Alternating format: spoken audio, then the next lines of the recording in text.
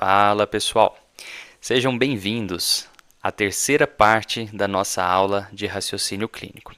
Essa é sem dúvida a parte mais densa e essencial da aula, porque aqui vamos aprofundar conceitos fundamentais para um raciocínio clínico sólido e estruturado.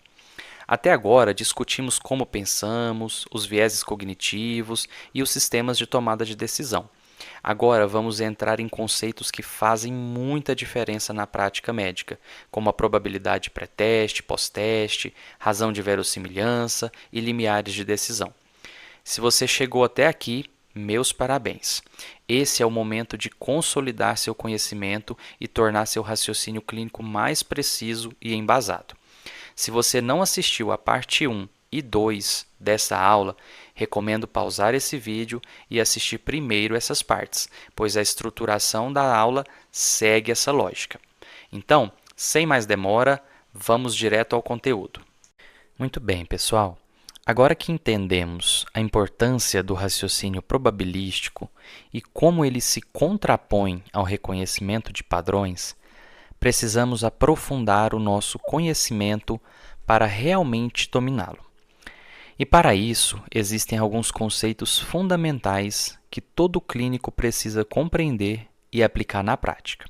São eles: sensibilidade, especificidade, razões de probabilidade ou verossimilhança, probabilidade pré-teste, probabilidade pós-teste. Se você já ouviu falar nesses termos, mas nunca entendeu bem como usá-los no dia a dia, fique tranquilo, porque vamos destrinchar cada um deles nos próximos tópicos. A ideia aqui é que vocês saiam desta aula não apenas conhecendo esses conceitos, mas sabendo como utilizá-los na prática clínica para melhorar a tomada de decisão. Beleza? Então vamos seguir. Começando então por esses dois conceitos fundamentais para interpretar qualquer teste diagnóstico: sensibilidade e especificidade. Provavelmente todos vocês já devem ter ouvido esses termos e às vezes até passado raiva com eles em provas por aí, não é mesmo? Mas será que realmente vocês compreenderam o que eles significam na prática? Vamos começar com a sensibilidade. A sensibilidade de um teste nos diz o quão bem ele consegue identificar aqueles que realmente têm a doença. Ou seja, se um teste tem alta sensibilidade, ele dificilmente deixará de detectar a doença em quem de fato tem a doença. Em outras palavras, pessoal, um teste muito sensível terá poucos resultados falsos negativos. Ou seja, se o resultado do teste for negativo, é pouco provável que esse resultado esteja errado. Foi. Qualquer coisa, volte um pouquinho para ouvir novamente essa explicação, tá? Tomem nota, beleza? Agora, e a especificidade? A especificidade mede a capacidade do teste de identificar corretamente as pessoas que não têm a doença. Então, se um teste tem alta especificidade, ele raramente dará um resultado positivo para quem não tem a doença. Ou seja, ele terá poucos resultados falsos positivos. Então, se o resultado do teste for positivo, é pouco provável que esse resultado esteja errado. Então, resumindo, um teste muito sensível é ótimo para descartar uma doença quando o resultado é negativo, porque ele dificilmente deixaria de detectar um caso verdadeiro. Inclusive, essa é uma das razões pelas quais testes de rastreamento para doenças em pessoas assintomáticas geralmente precisam ter boa sensibilidade. Isso vocês entenderão melhor em nossa aula de rastreamento, certo? Por outro lado, um teste muito específico é ótimo para confirmar o diagnóstico quando o resultado é positivo, porque ele raramente dirá que alguém tem a doença quando na verdade não tem. Beleza? Pessoal, eu sei que esses conceitos são um pouquinho complexos, pausem o vídeo e anotem essas definições de sensibilidade e especificidade para ajudar na fixação desses conceitos. Beleza? Certo, professor, mas como isso se aplica na prática? Nosso próximo slide traz um exemplo prático para ilustrar melhor esses conceitos. Então, olha só. Leiam comigo o caso clínico apresentado. Um médico de família avalia um paciente que trabalha em um ambiente fechado e teve contato com uma pessoa diagnosticada com tuberculose ativa. Ele solicita o teste IGRA para investigar tuberculose latente, ou seja, que é quando a pessoa teve contato com a doença, mas não manifestou sintomas, tá? O teste de IGRA permite investigar a tuberculose latente antes de se manifestar como um diagnóstico clínico, tá? O teste de IGRA apresenta sensibilidade de 85% e especificidade de 95%. Esses números normalmente são fornecidos a nós, tá? Então, normalmente nós temos acesso à sensibilidade e especificidade de testes. Inclusive, mais uma vez recapitulando, anamnese, perguntas que eu faço na anamnese, exames físicos que eu realizo, todos eles são carregados de sensibilidade e especificidade para aproximar ou afastar de um determinado diagnóstico, tá bom? Então, vamos a um exemplo rapidinho aqui. Por exemplo, quando vocês executam a manobra de Laseg num paciente que tem lombalgia, vocês têm uma probabilidade do paciente ter lombalgia.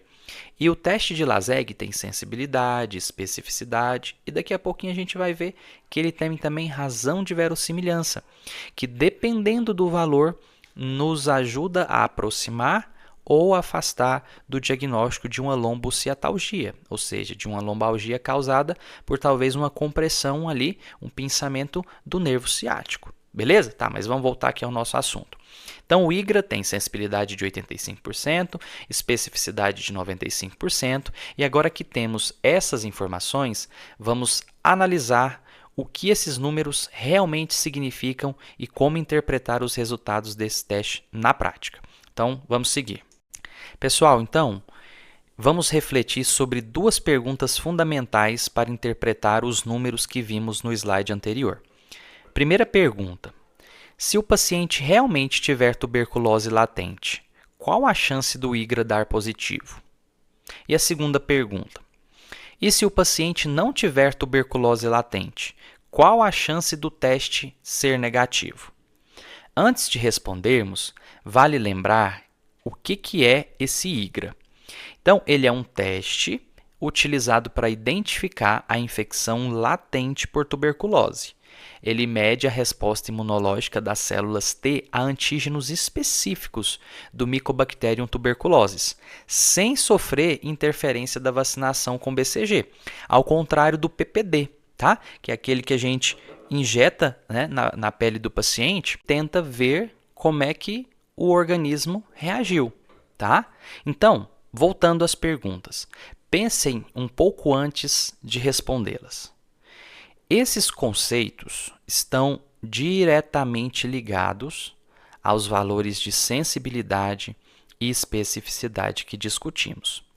Nos próximos slides, nós vamos responder a essas perguntas e nós vamos entender como interpretar os resultados do teste de IGRA de forma mais precisa. Então, passando.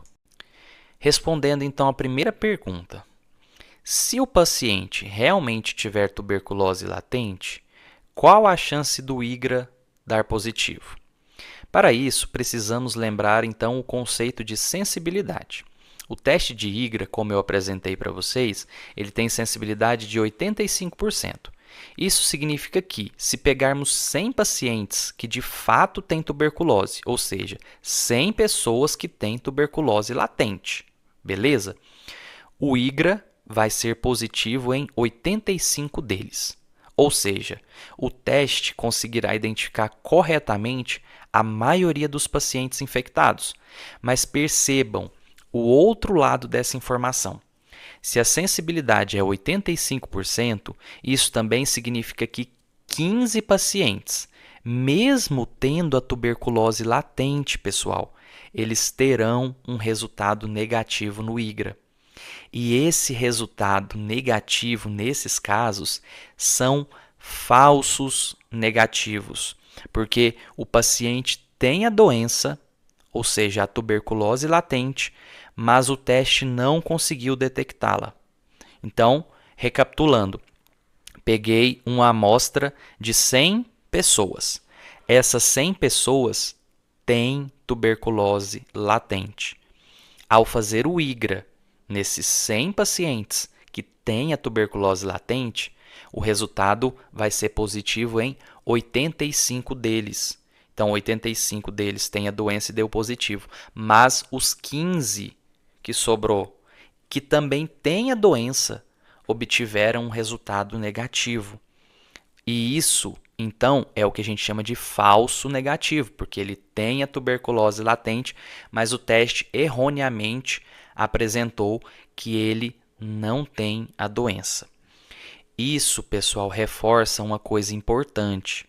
Um teste sensível, ele ajuda a aproximar muito a probabilidade de descartar a doença quando ele dá negativo.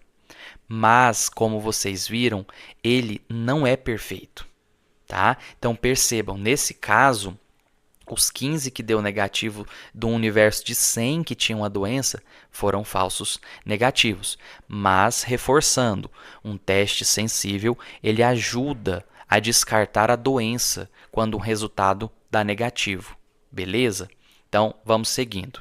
Agora, vamos responder a segunda pergunta. E se o paciente não tiver tuberculose latente? Qual a chance do teste ser negativo? Aqui entra o conceito de especificidade. O teste de IGRA tem uma especificidade de 95%, o que significa, se pegarmos uma amostra de 100 pacientes que realmente não têm tuberculose latente, ou seja, pacientes saudáveis, o IGRA será negativo em 95 desses pacientes. Ou seja, o teste é bastante confiável para identificar corretamente quem não tem a doença. Mas observem o outro lado dessa informação. Se a especificidade é 95%, isso significa que 5 pacientes, mesmo sem tuberculose latente, terão um resultado positivo no teste de IGRA. Então, mais uma vez, pegamos 100 pacientes que são assintomáticos, totalmente saudáveis, não têm nenhuma doença, e eu quero fazer um teste de tuberculose latente, tá? 95 deles vão apresentar um resultado negativo, um verdadeiro negativo, mas 5 deles vão apresentar um resultado positivo, mesmo não tendo a doença. Então, esses 5 casos representam os falsos positivos, ou seja, pessoas que não têm a doença, mas cujo teste deu positivo erroneamente. Isso reforça outro ponto importante. Um teste específico com uma alta especificidade é útil para confirmar uma doença quando dá positivo. Porque, gente, ele raramente indica erroneamente que alguém tenha doença quando na verdade não tem. Então, percebam, aqui 95%, ele errou em 5% dos casos. Perceberam? Então, nos casos que dá positivo, quando a especificidade é muito alta, ele ajuda muito a confirmar a doença. Beleza? Correto? Então, podemos seguir? Pessoal, mais uma vez, aqui a gente tem um pouquinho realmente de grau de dificuldade. É importante vocês pausarem, voltarem, anotar esses pontos e a gente pode discutir também, tá bom?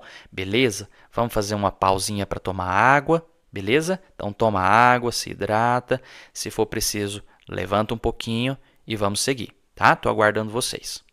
Então, pessoal, voltando aqui, chegamos a um ponto essencial para a interpretação de qualquer teste diagnóstico. Olha essa frase. Infelizmente, não existem testes perfeitos. Por mais sensível ou específico que um teste seja, sempre existirão falsos positivos e falsos negativos. Isso significa que falsos positivos ocorrem quando o teste dá positivo, mesmo no paciente sem a doença. E os falsos negativos ocorrem quando o teste dá negativo, mesmo com a doença, tá? E é exatamente por isso que nenhum teste deve ser interpretado isoladamente. Sempre precisamos considerar o contexto clínico e a probabilidade pré-teste. Agora, então, vamos só, antes de passarmos, consolidar o que aprendemos até aqui com o resumo essencial para interpretar testes diagnósticos corretamente. Testes com alta especificidade, um resultado positivo aumenta a chance de o paciente ter a doença. Ou seja, testes altamente específicos são úteis para confirmar diagnósticos, pois apresentam poucos falsos positivos. Por outro lado, testes com alta sensibilidade, um resultado negativo reduz a chance de o paciente ter a doença. Isso significa que testes muito sensíveis são ótimos para descartar doenças, pois apresentam poucos falsos negativos. Ou seja, se um teste é muito sensível e deu negativo, a chance de o paciente realmente ter a doença é muito baixa. Se um teste é muito específico e deu positivo, a probabilidade de o paciente estar doente é muito alta. Esses conceitos, pessoal, são fundamentais, mas o conceito de sensibilidade e especificidade será ainda mais útil no próximo tópico que vamos abordar, que é a razão de verossimilhança. Talvez este sim seja um termo novo para vocês. Através da sensibilidade e especificidade que são facilmente encontrados nas características dos testes diagnósticos, podemos calcular a razão de verossimilhança, que por sua vez será uma ferramenta muito mais prática e muito mais poderosa para o nosso processo de raciocínio probabilístico. Então, vamos seguir para entender como aplicar esse conceito na prática. Certo, então, pessoal, agora vamos falar sobre um conceito que realmente vai te ajudar na prática clínica. Razão de probabilidade, também conhecido como razão de verossimilhança. Se até aqui você achou que sensibilidade e especificidade são úteis, ou talvez não, você vai perceber que a razão de verossimilhança é ainda mais prática para o raciocínio probabilístico. Então, por que isso, professor? Porque, diferentemente de sensibilidade e especificidade, que nos dizem como um teste se comporta de forma geral, a razão de verossimilhança nos ajuda a interpretar o impacto de um resultado específico no diagnóstico do paciente. Aqui vem um detalhe importante. Essa medida não se aplica apenas a exames laboratoriais ou a exames de imagem. Lembram que eu falei de testes diagnósticos, que são todos aqueles que mudam a probabilidade de uma hipótese diagnóstica? Então, sabendo disso, a razão de verossimilhança também age em todos os testes diagnósticos, dados da anamnese, manobras do exame físico e, claro, também nos exames complementares. Ou seja, cada informação coletada na consulta pode influenciar diretamente a probabilidade de um diagnóstico. Beleza, então, pessoal?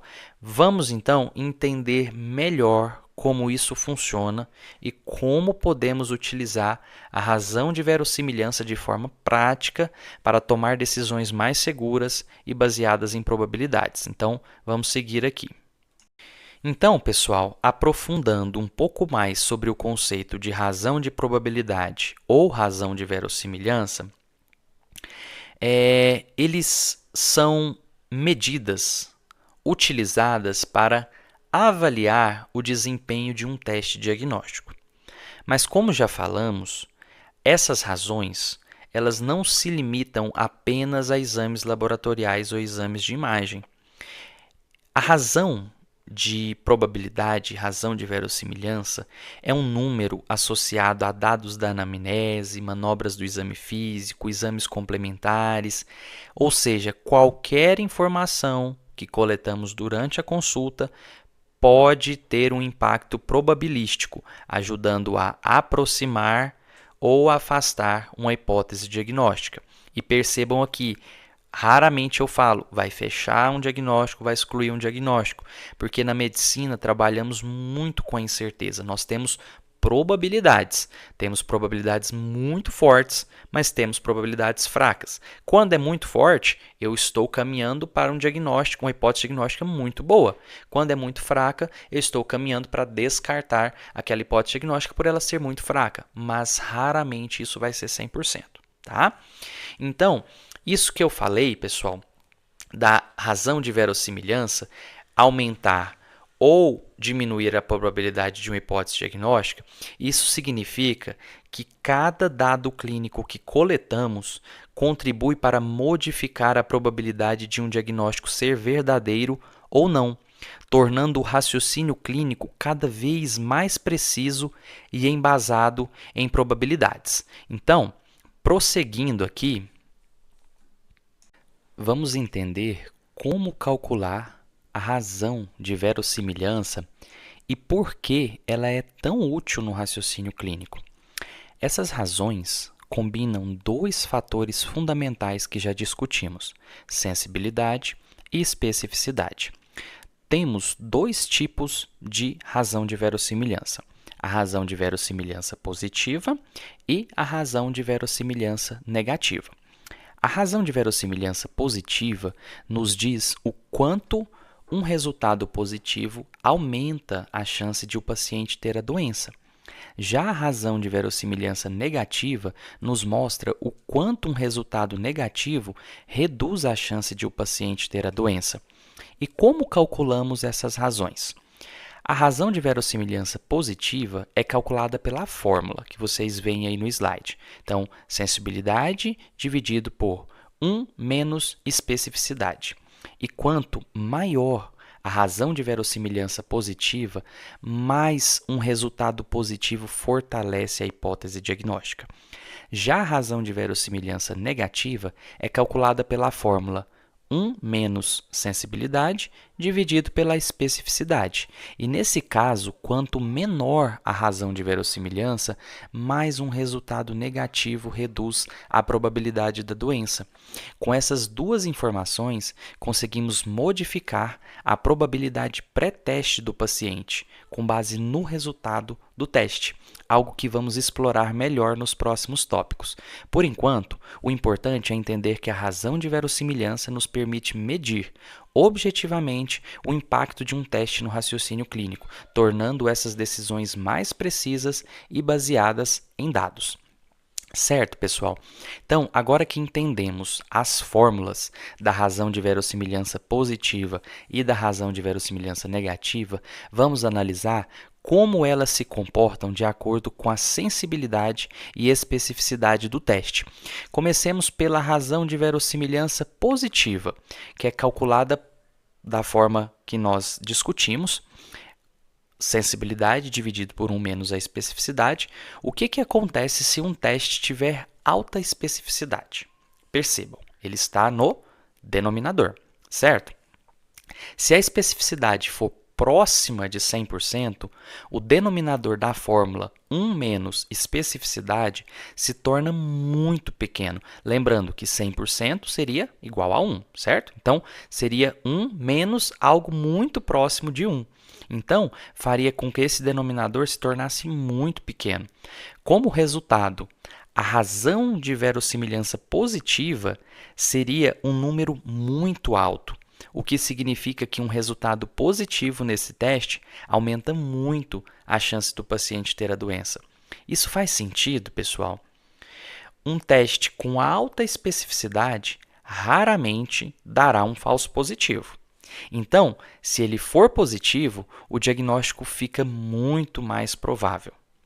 Agora, vamos ver o contrário. Vejamos a razão de verossimilhança negativa. Então, ela é calculada por 1 menos a sensibilidade dividido pela especificidade. O que acontece se eu tiver um teste com alta sensibilidade? Então, se a sensibilidade for próxima a 100%, então seria 1, o numerador da fórmula 1 menos sensibilidade se torna muito pequeno. Como resultado, a razão de verossimilhança negativa será um número muito baixo, o que significa que um resultado negativo nesse teste reduz muito a chance do paciente ter a doença. Isso também faz sentido, certo? Um teste com alta sensibilidade raramente dá um falso negativo. Então, se ele for negativo, tendo uma alta sensibilidade, podemos confiar mais que o paciente realmente não tenha doença no caso do teste negativo. Então, resumindo, testes com alta especificidade terão uma razão de verossimilhança positiva alta, ou seja, um resultado positivo confirma bem a doença. Por outro lado, testes com alta sensibilidade terão uma razão de verossimilhança negativa baixa, ou seja, um resultado negativo praticamente descarta bem a doença. Isso nos ajuda a escolher quais testes são mais úteis em diferentes cenários. Se queremos um teste para confirmar um diagnóstico, buscamos um teste que tenha alta especificidade e, consequentemente, tenha uma razão de verossimilhança positiva alta. Se queremos um teste para descartar uma doença, escolhemos um com alta sensibilidade e, portanto, uma razão de verossimilhança negativa baixa. Perfeito, pessoal?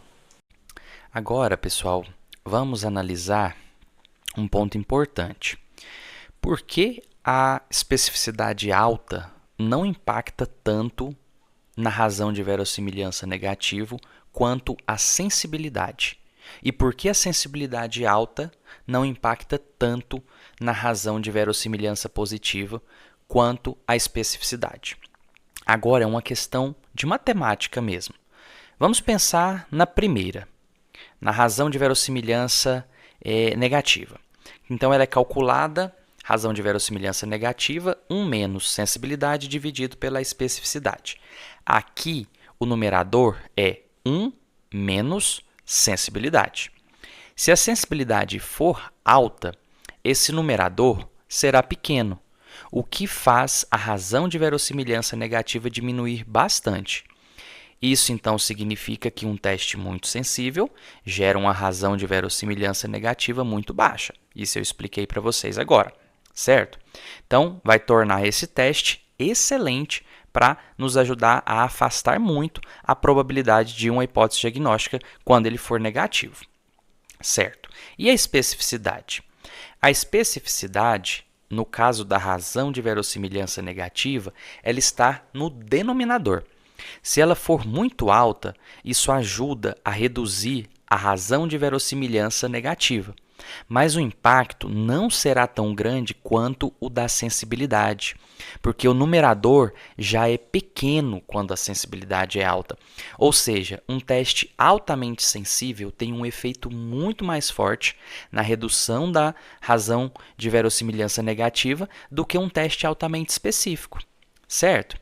Agora vamos para a razão de verossimilhança positivo, que é calculado da seguinte forma. Razão de verossimilhança positiva, sensibilidade dividido por 1 menos especificidade. Então aqui, como eu falei para vocês, o denominador é 1 menos especificidade, e se a especificidade for muito alta, esse denominador se torna pequeno, fazendo com que a razão de verossimilhança positiva aumente bastante. Isso, então, significa, como eu falei para vocês anteriormente, que um teste muito específico gera uma razão de verossimilhança positiva alta, tornando-o um ótimo teste para confirmar a doença quando for positivo. Porém, a sensibilidade, no caso da razão de verossimilhança positiva, está no numerador, certo? Se ela for muito alta, a razão de verossimilhança positiva pode aumentar um pouco, mas o impacto não é tão grande quanto o da especificidade. Isso porque, mesmo que a sensibilidade seja alta, se a especificidade for baixa, o denominador 1 menos especificidade ainda será grande, impedindo que a razão de verossimilhança positiva cresça muito. Ou seja, um teste altamente específico tem um efeito muito mais forte no aumento da razão de verossimilhança positivo do que um teste altamente sensível.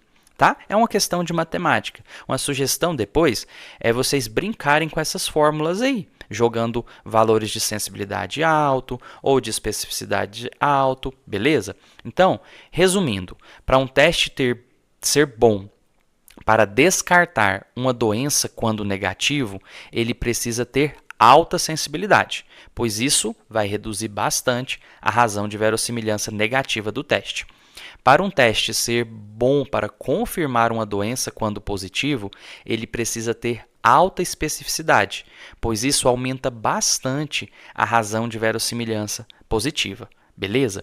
Isso explica, pessoal, por que, ao escolhermos um teste para um determinado contexto clínico, precisamos sempre pensar no objetivo. Queremos confirmar ou descartar uma doença? Beleza? Então, mais uma vez, eu sei que é complexo. Qualquer coisa, pause o vídeo, volte e anote as dúvidas e considerações, beleza? Gente, agora olhem esse slide. Ele nos apresenta intervalos de valores de razões de verossimilhança positiva e negativa. E de posse destes números, temos mais subsídios para interpretar os resultados dos testes que aplicamos com nossos pacientes. Esses números são importantes vocês terem em mente para aprimoramento do raciocínio diagnóstico. Gradativamente, vocês vão tornar essa informação que hoje vai requerer o sistema 2, em breve vocês vão estar com ela no sistema 1, tá? Então, vamos ver como interpretar isso na prática. Os valores de razão de verossimilhança positivo e razão de verossimilhança negativo podem arbitrariamente ser divididos da seguinte maneira. Então, quando a razão de verossimilhança positiva for maior ou igual a 10, o resultado aumenta fortemente a probabilidade da hipótese diagnóstica da doença que estamos considerando. Ou seja, se um teste tem uma razão de verossimilhança positiva maior ou igual a 10, um resultado positivo torna o diagnóstico altamente provável. Quando a razão de verossimilhança positiva está entre 5 e 10, ele aumenta moderadamente a probabilidade da doença. O teste ainda é útil para nos ajudar a aproximar da hipótese diagnóstica, mas o impacto não é tão forte quanto uma razão de verossimilhança positiva acima de 10. Seguindo, quando a razão de verossimilhança positiva está entre 2 e 5, o aumento da probabilidade é fraco. Ou seja, um resultado positivo de um teste que tenha razão de verossimilhança entre 2 e 5 pode até sugerir a doença, mas não é um critério definitivo para nos ajudar a confirmar essa doença. Beleza? Descendo um pouquinho mais, olhando agora para a razão de verossimilhança negativa, que nos ajuda a interpretar quando o resultado do teste for negativo. Então, por exemplo, fiz um teste, o resultado deu negativo. Qual que é a razão de verossimilhança negativa deste teste? Se ela estiver entre 0,2 e 0,5, o teste reduz fracamente a probabilidade da doença. Ou seja, um resultado negativo diminui pouco a chance da doença, mas não vai ser suficiente para a gente pensar em descartar essa doença, porque diminui fracamente a probabilidade da doença. Porém, quando o resultado é negativo, o resultado de um teste é negativo, e sua razão de verossimilhança negativa está entre 0,1 e 0,2, este teste reduzirá moderadamente a probabilidade da doença. Tem um impacto um pouco mais relevante, mas ainda não é tão importante quanto o próximo. Então, o próximo, quando eu tenho um teste que dá negativo e a sua razão de verossimilhança negativa é menor ou igual a 0,1, aqui sim, pessoal, o teste reduz fortemente a probabilidade da doença. Então, se um exame tem uma razão de verossimilhança negativa menor ou igual a 0,1, um resultado negativo praticamente descarta o diagnóstico. Mas lembrando que nós trabalhamos com incerteza, então aproxima-se de forma muito próxima à possibilidade de descartarmos, mas nunca é 100%, tá? Mas trabalhamos com as probabilidades, nesse caso já refutaríamos essa hipótese. Então, que isso significa na prática, pessoal? Significa que ao analisar um teste diagnóstico, não basta apenas saber se ele foi positivo ou negativo, mas sim o impacto desse resultado na probabilidade da doença. Lembra lá do teste de Laseg para avaliação de lombalgia, pensando em lombociatalgia? Então, de cabeça eu não vou lembrar muito bem, porque eu não tenho essa informação precisa, mas eu tenho a recordação de ser algo em torno de 1,8% a razão de verossimilhança positiva deste teste. Veja, olhando aí para a tela, a razão de verossimilhança positiva, estando entre 2 e 5, aumenta muito pouco a probabilidade da doença. Ou seja, se eu tenho um teste de Laseg positivo num paciente com lombalgia, ele por si só não vai fazer eu confirmar que essa lombalgia é por uma causa neurológica, por alguma alteração que está prejudicando o nervo ciático. Então percebam como isso mune vocês de estratégias para vocês saberem qual a pergunta certa que você vai fazer, porque talvez uma pergunta que você acha que ela é muito importante de estar ali na sua anamnese, talvez a razão de verossimilhança positiva ou negativa dela é tão baixa que nem faça sentido você fazer aquela pergunta ou fazer uma manobra do exame físico. E outra coisa, às vezes a gente tem na cabeça que, sei lá, eu fiz uma manobra de Murphy e ela deu positiva. Cara, é batata que é colelitíase ou colecistite, melhor dizendo, né? Ou uma cólica biliar. Na verdade, não. Ela tem uma razão de verossimilhança que talvez vai aproximar um pouquinho mais do diagnóstico, mas não vai conseguir confirmar, porque com certeza, também não tem essa informação em mente, mas recordando, ele é um valor que não é tão alto. Então, não vai conseguir confirmar esse diagnóstico para a gente, beleza? Então, nos próximos tópicos, nós vamos ver como transformar esses números aqui em probabilidades reais para aplicar isso no raciocínio clínico. Então, vamos seguir. Pessoal, olhem só, vamos aplicar tudo o que discutimos até aqui nesse exemplo prático. O teste de IGRA que vínhamos conversando para avaliação de tuberculose latente. Nós já sabemos que a sensibilidade do IGRA é de 85% e a especificidade é de 95%. Com esses dados, podemos calcular as suas razões de verossimilhança. Então, primeiro, vamos calcular a razão de verossimilhança positiva. Então, relembrando a fórmula da razão de verossimilhança positiva, ela é igual à sensibilidade dividido por 1 menos a especificidade. Aqui, lembrem-se que sensibilidade e especificidade estão em porcentagens. Então, seria sensibilidade de 0,85 e especificidade 0,95. Jogando na fórmula, temos 0,85 dividido por 1 menos 0,95. Isso equivale a 0,85 dividido por 0,05, que é igual a 17. Ou seja, se um teste de IGRA for positivo, ele tem uma razão de verossimilhança positiva de 17. Gente, ele aumenta muito a probabilidade de o paciente ter tuberculose latente. Como vimos no slide anterior, uma razão de verossimilhança positiva maior que 10 tem um impacto significativo na confirmação do diagnóstico. Lembram? Fortemente. Agora vejamos o contrário. Calculamos a razão de verossimilhança negativa. Relembrando a fórmula, razão de verossimilhança negativa é igual a 1 menos sensibilidade dividido pela especificidade. Então, teríamos 1 menos 0,85 dividido por 0,95. Seria igual a 0,15 dividido por 0,95, que é aproximadamente 0,16. Isso significa o quê, professor? Significa que um teste negativo reduz moderadamente a probabilidade do paciente ter tuberculose latente. Como vimos anteriormente, uma razão de verossimilhança negativa que esteja entre 0,1 e 0,2 indica que quando o resultado do teste é negativo, esse teste reduz moderadamente a probabilidade de o paciente ter tuberculose latente. Então, interpretando esses números de forma prática, se o IGRA for positivo, a chance de tuberculose latente aumenta muito fortemente. Porém, se o teste de IGRA for negativo, a chance de tuberculose latente reduz moderadamente, mas não chega a descartar completamente a hipótese. Beleza? Então, agora que entendemos como calcular e interpretar essas razões, no próximo tópico vamos ver como usar essas informações para modificar a probabilidade de um diagnóstico antes e depois do teste, usando a probabilidade pré e pós-teste. Beleza, então vamos nessa. Então, finalmente, vamos entender o que são essas tal de probabilidade pré-teste, pós-teste, que você está falando aí o tempo todo, professor. Então, vamos lá.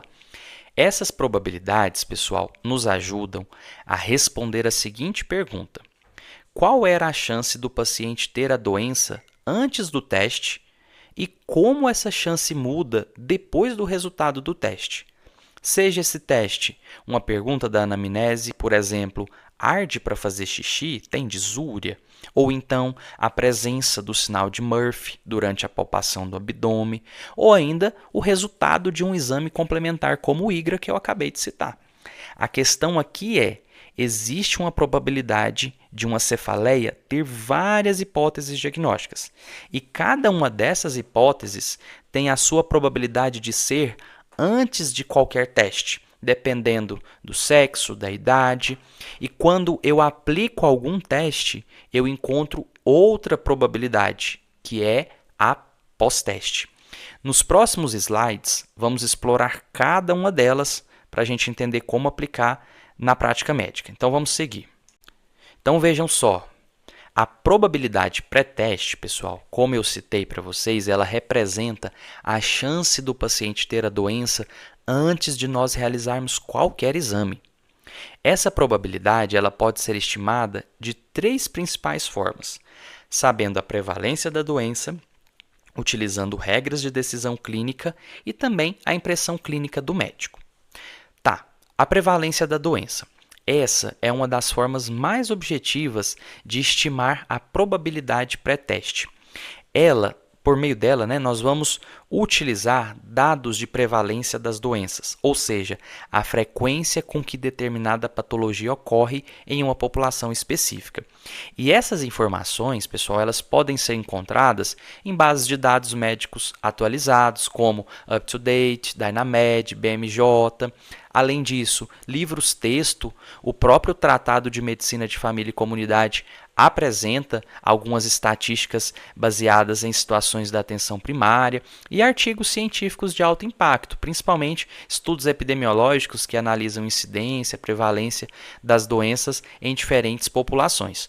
Conhecendo a prevalência das hipóteses diagnósticas, conseguimos definir a probabilidade inicial de um paciente ter uma determinada condição antes mesmo de realizarmos qualquer exame.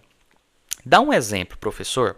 Olha, o livro dos Symptoms to Diagnosis, ele traz como prevalência de cistite em mulheres um valor que gira em torno de 38%. Ou seja, numa mulher, no MENACME, em que suspeitamos de cistite aguda, antes mesmo de iniciarmos a entrevista, a anamnese com essa mulher, antes de examinar ou solicitar qualquer exame, ela já tem uma probabilidade pré-teste de cistite aguda de 38%. Isso só com as características: ser mulher, estar no MENACME, 38%. Isso, gente, eu não perguntei nada para essa paciente até agora, eu não fiz nenhum exame, eu não sei nada.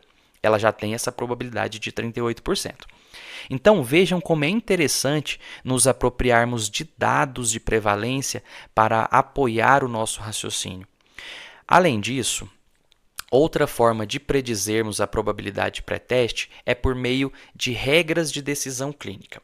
Então, algumas doenças possuem scores clínicos validados, que são desenvolvidos cientificamente, que ajudam a estimar a probabilidade pré-teste. Então, alguns exemplos clássicos: o score de Wells para tromboembolismo venoso, o score Chades-Vasque, que nos ajuda a avaliar o risco de acidente vascular encefálico, em pacientes com fibrilação atrial, e também regras de Ottawa, que nos ajuda a avaliar a indicação da necessidade de radiografia em casos de trauma. Então, percebam, aqui nós temos algo que já avança um pouquinho mais. Tá? Essas regras de decisão clínica, vocês vão aprender gradativamente à medida que vocês forem trabalhando as patologias, tá? Mas guardem que exista isso também. E além disso, ainda temos a impressão clínica do médico. Aqui é uma combinação do que você sabe acerca da prevalência das suas hipóteses diagnósticas, misturado com a sua experiência clínica, que se aprimora gradativamente. E o atributo diferencial, que é a expertise do clínico. Então, quanto mais conhecimento você vai desenvolvendo, mais a sua impressão clínica vai se tornando importante. A carga de experiência aqui faz com que você saiba a ter o seu expertise para te ajudar também a trabalhar com a probabilidade pré-teste. Certo, pessoal? Agora, o que acontece depois que algum teste é realizado? Aí entra a probabilidade pós-teste. Beleza? Ela representa a chance do paciente ter determinada doença, ou seja, das nossas hipóteses diagnósticas após a realização do teste. Lembrando, seja na anamnese, exame físico ou exame complementar. Essa probabilidade ela é calculada combinando a probabilidade pré-teste com a razão de verossimilhança positiva ou negativa do teste. Então, lembrando, a probabilidade pré-teste é a prevalência do indivíduo ter determinada doença, baseado nas características sociodemográficas dessa pessoa, então, o sexo, a idade, beleza? A razão de verossimilhança, positiva ou negativa, é algo intrínseco aos testes diagnósticos, seja perguntas da anamnese, manobras do exame físico ou exames complementares, tá? E a probabilidade pós-teste, ela é calculada combinando a pré-teste com a razão de verossimilhança. Então, se o teste for positivo, então executei uma manobra no exame físico, ou fiz uma pergunta na anamnese, ou solicitei algum exame, e o resultado desse teste foi positivo, nós vamos usar a razão de verossimilhança positiva deste teste para avaliar o quanto esse resultado vai aumentar a probabilidade da doença. Por outro lado, se o resultado do teste for negativo, seja, perguntei para a paciente se ela tem ardência para fazer xixi, ela falou que não, então o resultado do teste foi negativo. Eu fiz o teste de Laseg, o resultado foi negativo. Ou então, eu solicitei um IGRA para esse paciente, o resultado foi negativo. Nesses casos que o teste foi negativo, nós vamos utilizar a razão de verossimilhança negativa deste teste para avaliar o quanto esse resultado que foi negativo, ele vai reduzir a probabilidade da doença que nós estamos pensando.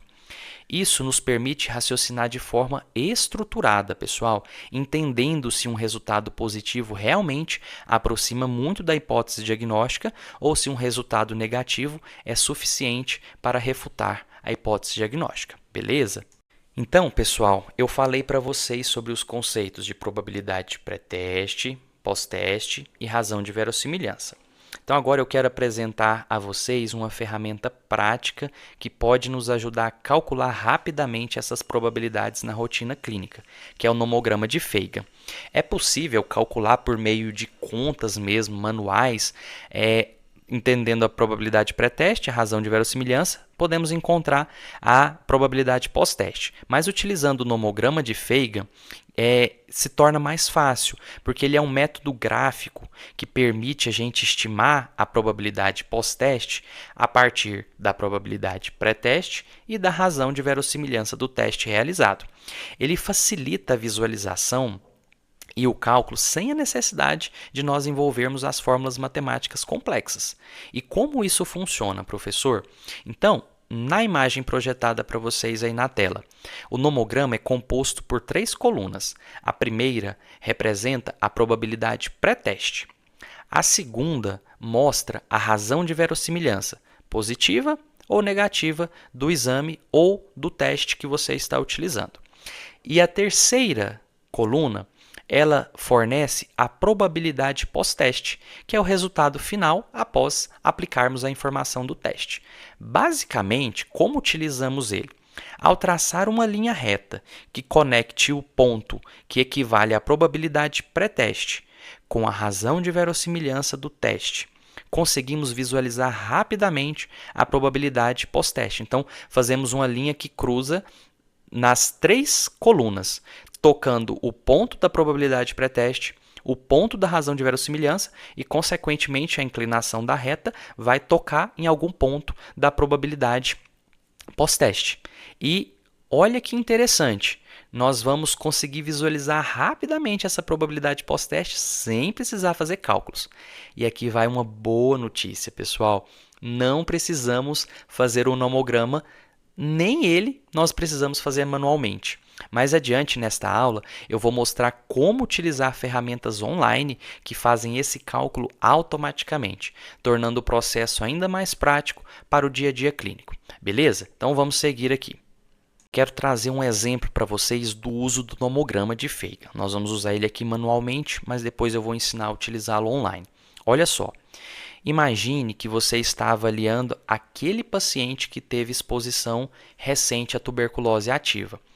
Antes mesmo de solicitar qualquer teste, queremos estimar qual a probabilidade desse paciente ter tuberculose latente apenas com base nesse fator de risco. Para isso, vamos definir então a probabilidade pré-teste estimada.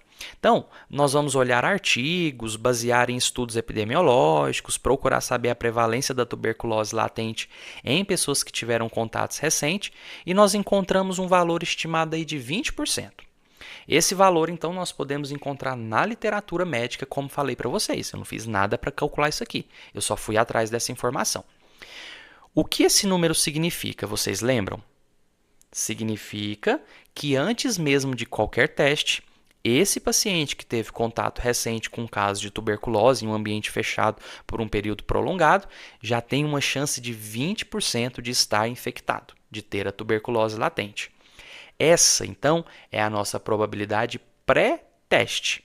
E agora nós vamos utilizá-la no nomograma para ver como um teste positivo ou negativo do IGRA pode modificar essa probabilidade. Então vamos seguir.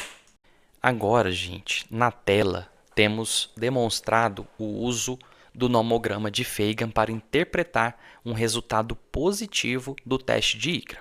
Então, o nosso paciente fez o teste de IGRA e ele deu positivo. Então, nós vamos utilizar para interpretar o resultado desse teste a razão de verossimilhança positiva. Lembram que nossa probabilidade pré-teste que encontramos na literatura era de 20%, que eu mostrei para vocês no slide anterior? Então, isso significa que antes mesmo de realizar o teste de IGRA, nós já tínhamos uma chance de 20% do paciente ter tuberculose latente. Agora, pegamos a razão de verossimilhança positiva que nós calculamos anteriormente aqui nessa aula e nós encontramos um valor de 17. Então, nós traçamos uma linha no nomograma conectando 20% na coluna da esquerda com a razão de verossimilhança positiva de 17 na coluna central e o ponto onde essa linha cruza a coluna da direita é o que representa a probabilidade pós-teste e nos dá um novo valor, que é acima de 80%. O que isso significa, pessoal? Significa que um resultado positivo no IGRA aumenta drasticamente a chance do paciente realmente ter tuberculose latente, levando a probabilidade final para mais de 80%. Em muitos casos, esse valor acima de 80% já é possível nós tratarmos sem necessidade de novos testes. Percebam o quanto isso é fantástico. E é exatamente isso que a razão de verossimilhança positiva faz, pessoal. Quando alta, ela eleva muito a probabilidade da doença quando o teste dá positivo, tornando a hipótese ainda mais forte. Agora, vamos analisar então o que acontece quando o teste de IGRA tem um resultado negativo. Então, mantemos a mesma probabilidade pré-teste que é inerente a esse paciente, mas agora, como o resultado deu negativo, nós vamos nos balizar pela razão de verossimilhança negativa. Nós calculamos anteriormente e tinha um valor de aproximadamente 0,16. Então, ao traçar uma linha no nomograma de Feigen, conectando 20% na coluna da esquerda com 0,16 na coluna central, vemos que essa linha cruza a coluna da direita na região abaixo de 5%. O que isso nos diz? Isso significa que um resultado negativo no IGRA reduz moderadamente a probabilidade do paciente ter tuberculose latente, levando a uma chance final para aproximadamente aqui menos de 5%. Ou seja, um IGRA negativo nos dá um argumento bem interessante para afastar a hipótese diagnóstica, pois a chance do paciente realmente ter tuberculose latente se torna baixa. Percebam como a razão de verossimilhança negativa foi fundamental para essa interpretação. Quando um teste tem uma boa razão de verossimilhança, que quanto mais próximo de zero, melhor, esse teste vai ser excelente para descartar uma determinada doença. E agora que nós entendemos como utilizar o nomograma de Feigen, podemos aplicar esse conceito para diferentes testes e diagnósticos na prática clínica. Então vamos seguir. Agora, pessoal, resumindo o que discutimos até aqui. Primeiro vimos que sensibilidade e especificidade são fundamentais para entender o desempenho de um teste diagnóstico, ou seja, o quão bem ele detecta a doença quando ela está presente e o quão bem ele exclui a doença quando ela não está presente. Depois, discutimos a introdução da razão de verossimilhança, que nos ajuda a traduzir os resultados de um teste em um impacto prático sobre a probabilidade de um paciente ter ou não a doença.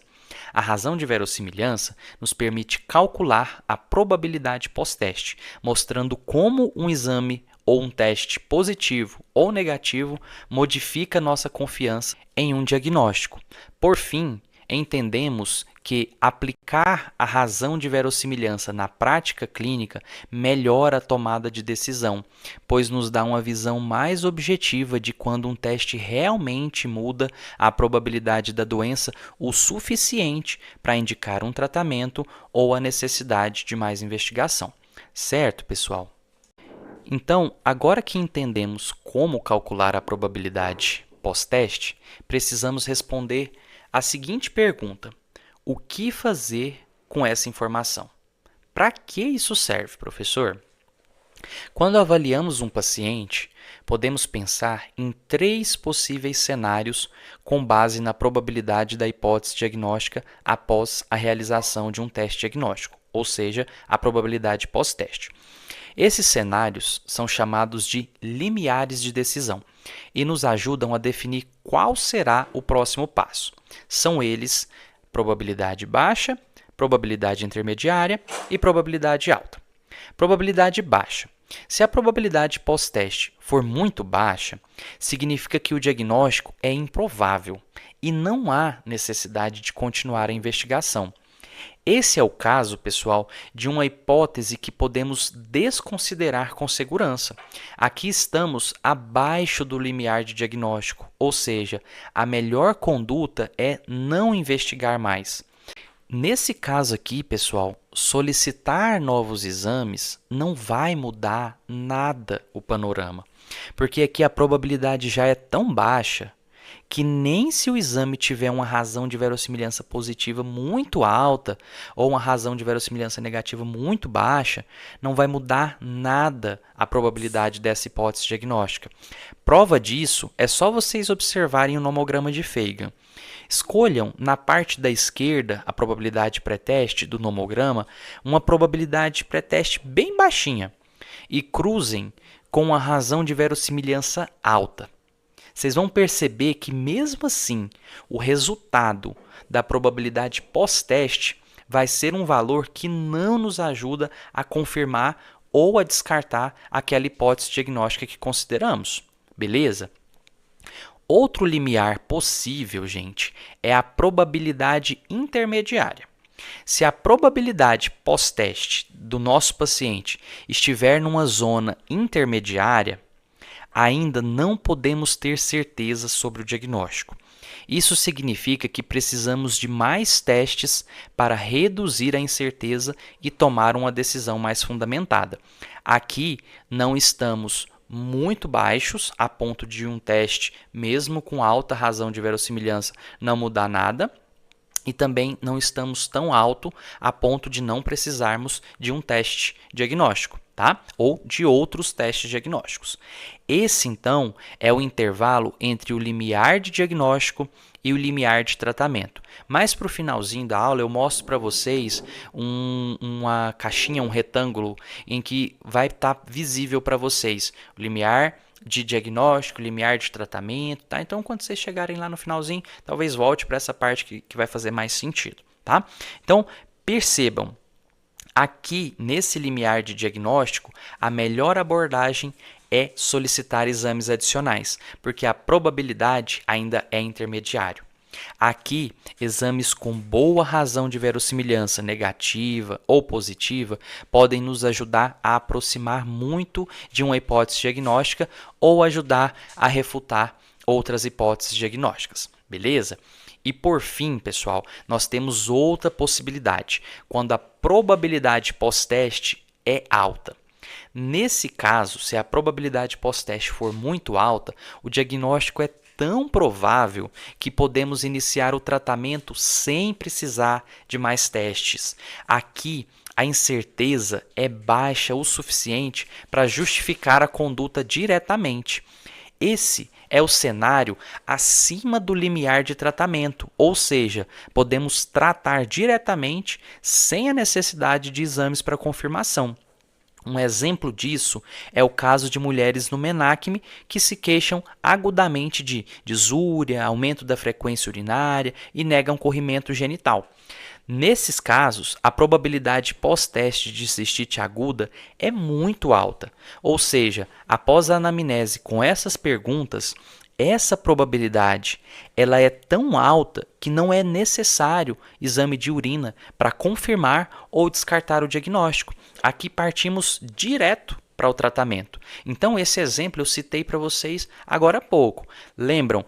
Os Symptoms to Diagnosis é um livro que traz essa probabilidade pré-teste em torno de 38%. Quando eu faço essas perguntas para a paciente, se ela tem disúria, se tem aumento da frequência urinária e se não tem corrimento genital, eu encontro aqui, pessoal, a probabilidade pós-teste de mais de 80%. Ou seja, nesses casos, eu ultrapassei o limiar de tratamento. Eu não preciso de exame de urina, eu não preciso de mais nenhum teste. Na verdade, eu não precisaria de nenhuma pergunta mais na anamnese para falar que essa paciente tem uma probabilidade altíssima de cistite aguda e eu já posso prescrever o antibiótico para ela. Professor, sem exame de urina? Sem exame de urina, pessoal, porque a probabilidade pós-teste já é tão alta que o exame de urina, se ele vier negativo, não vai descartar a probabilidade dessa doença. E ao mesmo tempo, se ele vier positivo, já está tão alta que não vai mudar muita coisa, tá bom? Então percebam o quanto saber esses limiares de probabilidade pós-teste é importante. Então, resumindo, a probabilidade pós-teste nos ajuda a decidir se devemos parar a investigação, seguir investigando com outros testes ou se já podemos iniciar um tratamento de imediato sem necessidade de solicitar exames. Um ponto importante que eu gostaria de frisar com vocês, se ainda não tiver ficado claro, é o seguinte: a probabilidade pós-teste aumenta ou diminui a cada teste realizado. Ou seja, no caso que eu citei da suspeita de cistite aguda, a prevalência, como eu citei para vocês, é em torno de 38%. Então, a probabilidade pré-teste, certo? Então, prevalência se torna igual à probabilidade pré-teste e é de 38%. A cada pergunta que eu faço, por exemplo, arde para urinar, aumentou a quantidade de vezes que vai ao banheiro, tem corrimento genital, a cada pergunta dessas eu encontro uma probabilidade pós-teste. E antes de eu fazer outra pergunta, essa probabilidade pós-teste, ela se torna a probabilidade a probabilidade pré-teste da próxima pergunta e assim sucessivamente. Detalhe melhor, professor. Probabilidade pré-teste da mulher menacme ter cistite aguda. É de 38%. Isso sem eu nem conversar com essa paciente. Beleza. Eu fiz a primeira pergunta para ela. Arde para urinar? Quando ela me responder sim, essa probabilidade que era 38%, ela vai aumentar, tá? Aí, esse segundo valor que eu encontrei, ele passa a ser a probabilidade pré-teste da outra pergunta. Aumentou a quantidade de vezes que vai ao banheiro, aumentou a frequência urinária? Se ela responde sim, esse valor que já tinha aumentado, aumenta mais ainda e se torna a probabilidade pós-teste. Quando eu vou aplicar outra pergunta, que é perguntar se tem corrimento ou não, esse valor que eu encontrei se torna a probabilidade pré-teste do teste, que é a pergunta: tem corrimento urinário, tem corrimento genital? Se ela responde não, eu chego à probabilidade pós-teste final de mais de 80%. Então, conseguiram perceber? Certo, pessoal? Ufa, muita coisa, né? Então, qualquer coisa, pause o vídeo, volte, reassista para você conseguir entender e captar esses detalhes, beleza? Então, pessoal, chegamos aqui ao fim da terceira parte da nossa aula de raciocínio clínico. Essa parte foi, sem dúvida, uma das mais densas e fundamentais. Mais uma vez, se você acompanhou até aqui, gente, parabéns! Esses conceitos que nós discutimos aqui fazem toda a diferença na prática médica, ajudando vocês a tomar decisões mais seguras, decisões embasadas em evidências científicas. Mas a nossa jornada ainda não acabou. Na próxima parte, nós vamos integrar todo esse conhecimento, aplicando na prática clínica e refinando ainda mais o nosso raciocínio. Então, nos vemos no próximo vídeo. Até lá!